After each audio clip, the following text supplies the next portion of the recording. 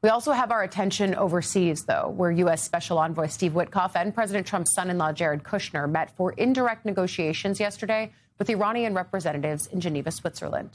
This image was the only media released of that meeting. It shows Kushner and Witkoff meeting with Oman's foreign minister, who mediated the talks. Again, these are indirect.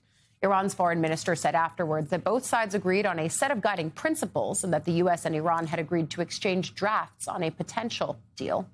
Multiple outlets cite a single United States official as saying progress was made. Just how much? We're about to dig in. Meanwhile, Iran closed part of the Strait of Hormuz yesterday to carry out live fire drills for the first time. It comes as the United States continues to build up their military presence in the region. And following those talks with Iran, Witkoff and Kushner joined separate negotiations already underway between Russia and Ukraine. Both sides remain far apart on the issues that remain central to ending this conflict. Russia wants to keep the land it's claimed through its unprovoked war of aggression. Ukraine doesn't want to give up that land. And they also want security guarantees to deter future Russian attacks. Right before negotiations got underway, Ukrainian President Zelensky said Moscow continued to attack civilians in Ukraine. Nearly 400 drones were fired into the country just yesterday, according to him. Negotiations between Ukraine and Russia will continue for a second day today in Geneva.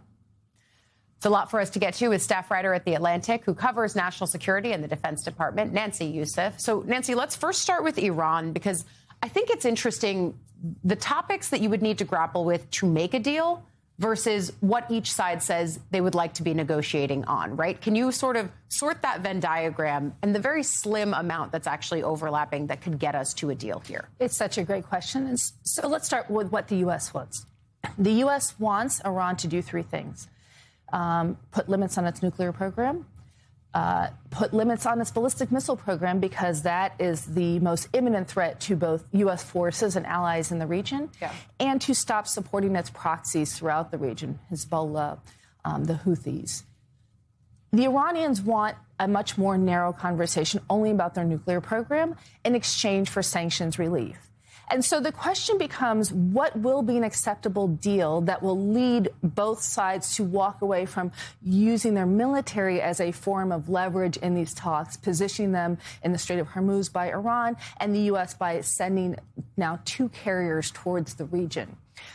I'll give you an example of a possible scenario, but one hasn't been laid out because while they talk about progress, they've been very vague on what those details are. Could you see, for example, a deal in which the Iranians agree to limit their stockpile for 3 to 5 years, the rest of the Trump administration term? Would that be an acceptable outcome? We haven't gotten an answer to that. What we've instead heard is both sides, in some ways, seeking more time to work out those key details that will be the difference between a successful or an unsuccessful negotiation. I've also had other foreign policy experts say to me that the time that it's taking to move U.S. military assets into the region could be a metric to, A, buy time on diplomatic negotiations, but also once that is actually set, there's still a pretty big belief in both Republican circles and foreign policy circles that a kinetic action is taken at some point. I mean, in your conversations with sources, be it in the Pentagon or in the foreign policy apparatus, is that still sort of the abiding thought?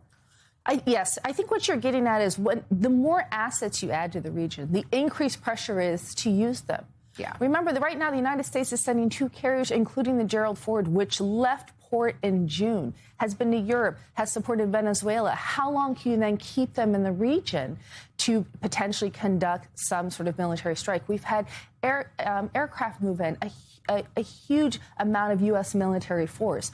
While in the immediate, one could argue it's creating pressure for the Iranians to come to the negotiation table.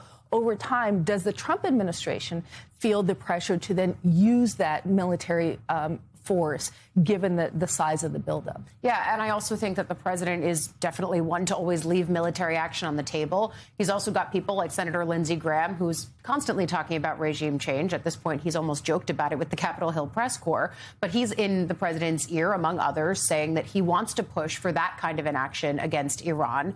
And then I think there's also the red line that Trump himself set out, right, which is that if the Iranian regime started killing protesters, which we know that they have, that he would have an action in response. And of course, that action has been withheld as these talks have been going on. But isn't there a risk to not making good when you make that kind of a promise to protesters there?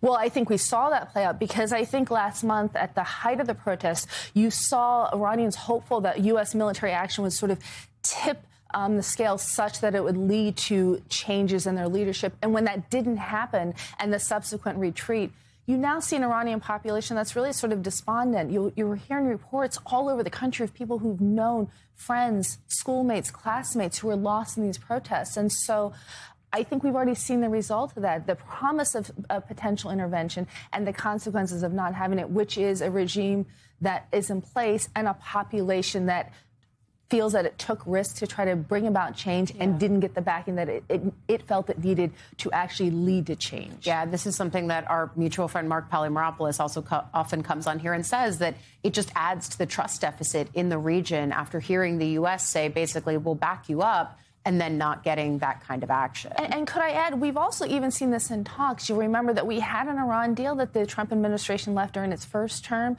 There were talks last spring and were followed up by strikes by the United States. And so that does become a factor in these current talks. How much can we trust that these talks will lead to a negotiation that holds, that stays in place for an enduring period of time? And I think that enduring question is always evident in these kinds of negotiations, but certainly it's evident when you look at the other negotiation that Kushner and Witkoff were doing yesterday. The morning was Iran. The afternoon was focused on Russia, Ukraine. It's quite a day. Talk a little bit about the issues that continue to be sticky and unsolved when it comes to ending Russia's war in Ukraine, because it's still a question of what are the security guarantees and what land Russia wants, but Ukraine says they are not giving up. That's right. Those are those two key issues, and they've been there for months. The Ukrainians are saying, we don't want to give up territory that the Russians haven't gained, and the Russians are looking for large swaths of the eastern province. The other sticking point has been what kind of security guarantees will be put in place such to deter Russia from conducting future strikes. To me, the connective thread in both of these talks is that in both instances, we're at a point where we're trying to reach the key nitty-gritty details. In one case, to end a war, and in the case of Iran, to prevent one from potentially starting. Yeah, I think it's such an excellent point. And of course, the way that the White House is pressuring Zelensky to be the one to bend on some of these principles, I think that strikes many of our European allies. But then again, they have been in this position where they've been questioning where the U.S. loyalties actually lie in these negotiations. And it's partly why the security guarantees question has also been so thorny and persistent. It's a lot for us to continue focusing on. Of course, I know that you are going to stay with us on it. Nancy Youssef of The Atlantic, thank you for coming on and joining, as always.